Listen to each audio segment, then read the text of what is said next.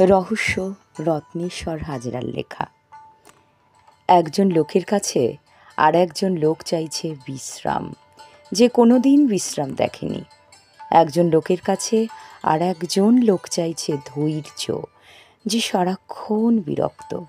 একজন লোক আর একজন লোককে বলছে যাও, যে নিজেই কখনো কোনো দিকে যায় না।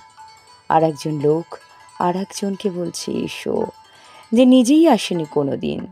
একজন আর একজনকে বলছে দুঃখই মানুষকে মহান করে, অথচ সে নিজে কোনো দিন দুঃখকে দেখল না।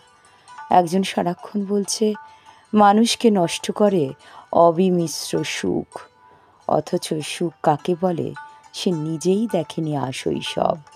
একজন আর একজনকে বলছে ওই তো ওখানে, অথচ ওখানে যে কি সে নিজেই কিন্তু দেখতে পাচ্ছে না। ধন্যবাদ।